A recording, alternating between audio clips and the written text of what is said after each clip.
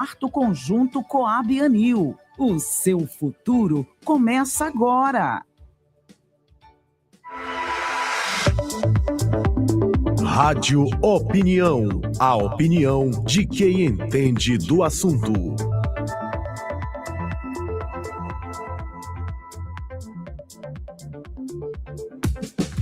8h20, agora de volta com o Jornal Rádio Universidade, começando o Rádio Opinião, entrevista hoje eu recebo mais uma vez aqui na Rádio Universidade esse professor, esse pesquisador da área de marketing, que é Fernando Coelho. Fernando, seja bem-vindo mais uma vez aqui à Rádio Universidade. Muito obrigado, é um prazer estar aqui com vocês para a gente falar sobre negócios, experiência do cliente e marketing. Negócios, experiências do cliente, marketing. Agora com esse novo livro, Gestão de Vendas e Experiência do Cliente, Encante e Venda Mais. Exatamente, que é o desafio de todo empreendedor, né? O empreendedor hoje, ele quer aí aumentar a receita, fidelizar cliente, mas muitos deles não sabem como fazer. E esse livro traz justamente essa proposta com diversas ferramentas, diversas metodologias práticas que ajudam ali empreendedores a, de fato, alcançar mais clientes, conquistar esses clientes e, mais importante do que conquistar, é manter estes clientes, que muitos clientes aí compram pela primeira vez e nunca mais voltam. Você está fazendo essa pesquisa, já tem uma longevidade, né? É o quinto livro? Esse é o sétimo livro, mas falando sobre esse tema específico é o terceiro. Sim. Então, dessa tríade, né? Teve primeiro ali o Customer Experience, que é a experiência do cliente. Uhum. O segundo foi falando sobre fidelização, que é fidelizando o cliente na prática. E esse, agora, a gente falando de gestão de vendas e experiência do cliente. Só para a gente ter uma noção, Adalberto, hoje no Brasil tem um estudo da Zendesk que mostra que mais ou menos ali 62% dos clientes, eles desistem de fazer relação, de ter relação com uma marca após uma única experiência ruim. E aí, quando a gente fala isso, o empresário deve se perguntar ali, mas o que é uma experiência ruim? Não necessariamente é o atendimento. É não ter o produto desse cliente, é ter filas muito grandes no supermercado, na loja, é ter dificuldade para, de repente, trocar um produto que esse cliente quer, não conseguir contato por canais que essa empresa oferece. Então, tudo isso a gente chama dentro desse livro aqui e do estudo de fricção. Qualquer coisa que possa ser uma barreira emocional ou cognitiva para o cliente é uma fricção. Qualquer fricção que aumente o esforço dele de compra faz com que esse cliente ele evada. Então, a probabilidade do cliente ir embora é muito maior. Se o cliente vai embora, o empresário perde vendas, perde venda, perde dinheiro. Como é que passa isso aí? A gente sabe que o dono da empresa, o empreendedor, enfim, vários tamanhos, eles têm o mesmo, devem ter, né, o mesmo comportamento em relação a cativar esse cliente, né? Só que tem um intermediário ali, né? Tem o funcionário, né, as pessoas que vão ter aquele contato mais direto com esse cliente. Como justamente passar essa noção, né, e fazer com que essa pessoa seja uma reprodutora desses conhecimentos para garantir esse contato, né, essa vivência, né, que acaba sendo uma vivência. Existe um tripé que muitos empresários consideram, inclusive o Sebrae fala isso, né? Hoje no Brasil, 85% das empresas elas fecham as portas antes do 5º ano de vida. Então, é muito comum a gente olhar isso. Existe um tripé que grandes empresários desconsideram e que é importante se olhar agora. A gente chama de o tripé cultura, processos e pessoas. Então, a primeira coisa, você vai abrir uma empresa, ela não tem missão desenhada, não tem visão desenhada, não tem valores estabelecidos. Aí, o que acontece? Você contrata um funcionário, ele vai fazer do jeito dele. Por quê? Porque ele não foi ensinado como se faz naquela empresa. Então, o primeiro passo é cultura. Conversando com cultura, a gente tem processo. Por isso é tão importante você, empresário que está ouvindo a gente, ter dentro da sua empresa o que a gente chama de POP, que é procedimento operacional padrão. Se a gente abre hoje uma loja, o jeito do Fernando atender tem que ser o mesmo jeito do Adalberto atender, que tem que ser o mesmo jeito do Borges atender. Não pode ter variabilidade. Porque se tiver variabilidade, você perde o que a gente chama de qualidade da entrega e da excelência. Então, você, empresário, tem que desenhar o procedimento operacional padrão. Aí é que entra o que a gente chama de experiência do cliente. Porque esse procedimento ele pode ser frio ou ele pode ser empático. Ele pode ser frio ou ele pode ser simpático. Ele pode ser frio ou ele pode ser encantador. Aí entra as ferramentas de experiência do cliente. Então, a gente traz aqui aspectos da neurociência, da psicologia de consumo, para que esse processo, quando ele esteja desenhado, ele esteja realmente pensado no que a gente chama de jornada do cliente. Aí, o terceiro ponto é pessoas. Você precisa ter a cultura, desenhar o processo e treinar a gente. Porque, senão, o processo não vai funcionar também. E aí, nesse treinamento, você tem que aqui a gente fala isso no livro, você tem que treinar sobre técnicas de venda, abordagens, comunicação, oratória, o que fazer, o que não fazer, pós-vendas. Outro dado importante também, esse dado também é do Sebrae, 8 em cada 10 empresas no Maranhão não fazem pós-vendas. O que acontece, Adalberto? Você entra, compra, vai embora e ninguém fala com você no pós. Aí não estimula a sua volta, não estimula o seu retorno, não estimula a sua fidelização. Então, tem muito empresário deixando dinheiro na mesa, tem muito empresário perdendo grana, porque não está investindo em desenvolver pessoas, em organizar seus processos. Tá uma bagunça a casa. Ele quer fazer marketing, mas ele não organiza a casa. Aí o cliente chega e se frustra, né? Esse empresário, ele não está fazendo pós-vendas, ele não tem sistema de CRM, que a gente chama ali de relacionamento com o cliente. Então, o empresário, na verdade, ele está sobrevivendo. E aí, ele está perdendo dinheiro. Olha só.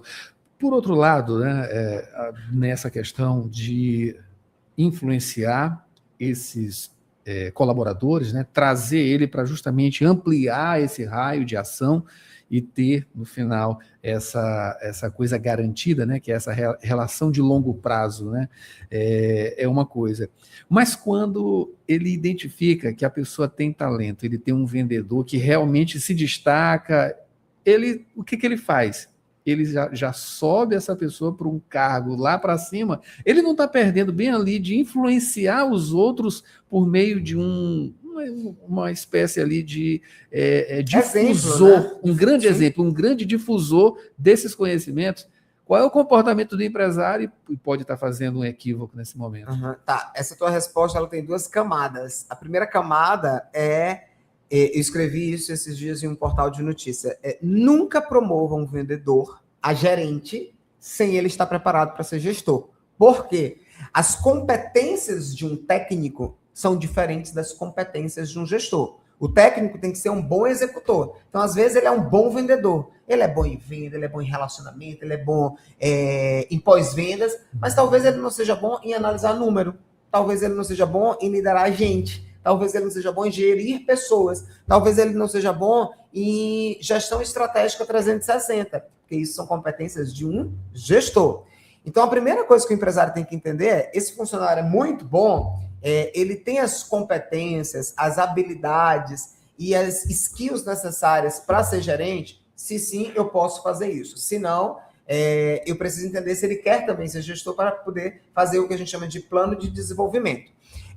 Essa é a primeira camada da resposta. A segunda é o que você falou. Às vezes eu tenho um bom vendedor ali, inspirando, motivando, estimulando os outros, servindo de exemplo, vai fazer com que a equipe toda seja muito boa. É aquilo que Durkheim falava lá na sociologia de coerção positiva social, né? Então, muitas vezes, uma pessoa, ela influencia as outras, e aí ela serve de exemplo.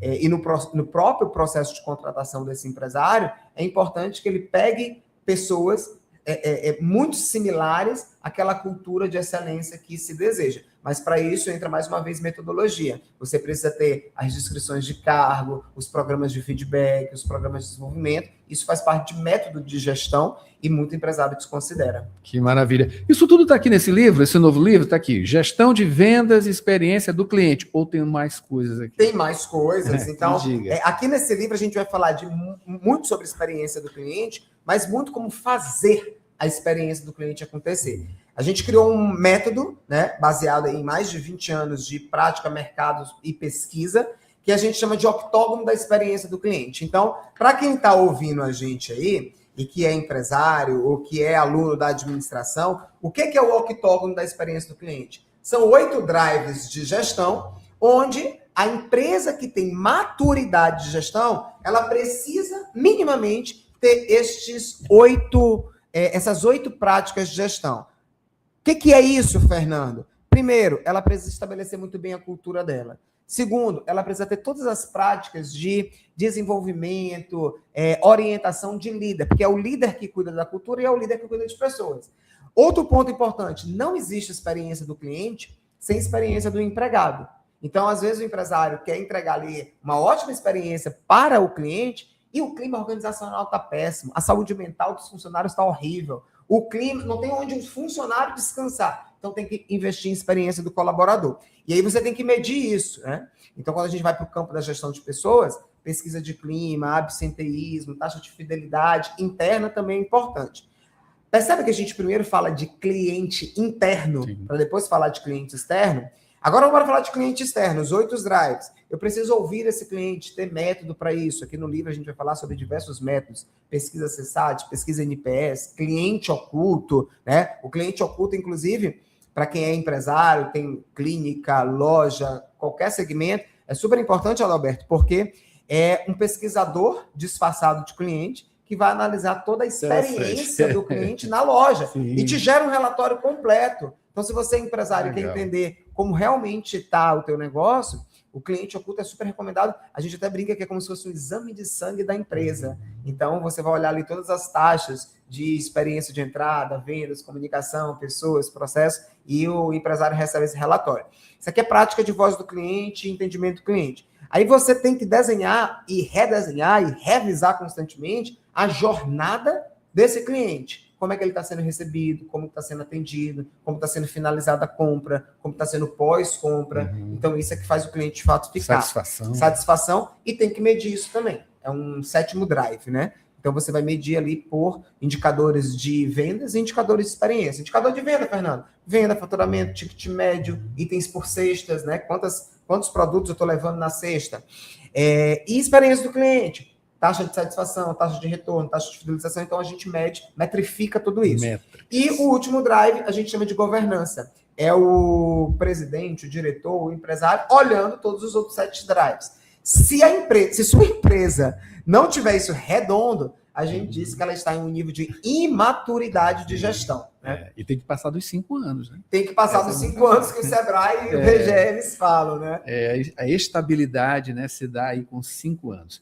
Fernando, para finalizar agora, muito obrigado já, né, pela sua presença mais uma vez aqui. Como as pessoas podem ter esse livro? Maravilha. Esse livro ele está disponível na Amazon, para quem aí tem Kindle. Inclusive no Kindle Premium ele está com um desconto especial lá, né? Para quem tem Amazon Kindle. Aqui em São Luís ele está na livraria Amei Mais, lá no São Luís Shopping. E também nos nossos eventos, palestras, treinamentos, empresários aí que estejam ouvindo a gente, quiser levar esse conhecimento para a sua empresa, para o seu time de vendas, para o seu time de líderes, pode adquirir tanto livros quanto os treinamentos no www.institutoexperienciadocliente.com ou no Instagram, @institutoexperienciadocliente. Vou procurar. Fernando Coelho lá no Instagram? Coelho Fernando falou. Pronto, é isso aí. Fernando Coelho aqui, professor, pesquisador, trouxe essas informações maravilhosas para a gente. A gente espera você numa outra oportunidade para continuar falando sobre isso aqui. Muito obrigado e um bom dia. Mara Nogueira, vamos para o break. De seguida tem Felipe Clã e a política do Maranhão. Atenção, São Luís! Está chegando o programa Governo do Brasil na